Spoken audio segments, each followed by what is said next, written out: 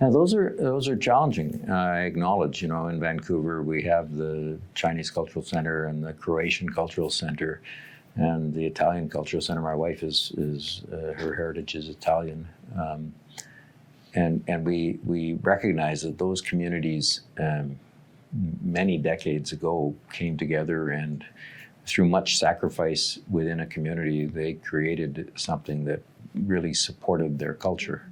I love to see that sort of thing in our community, because, and I'd love to see us figure out a way to not just celebrate one individual culture, but to celebrate the diversity of our community by almost having multicultural sharing of Nowruz, for example, which is a wonderful celebration.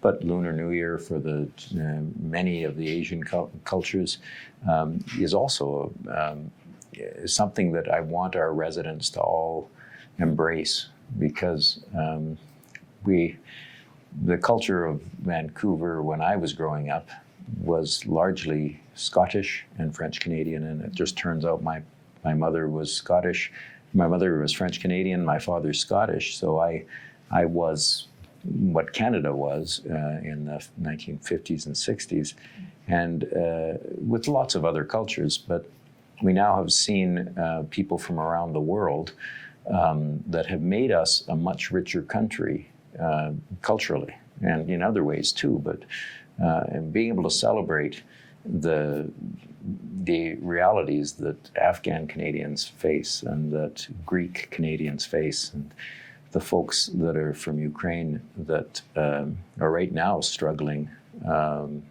when they hear stories of what has happened at home.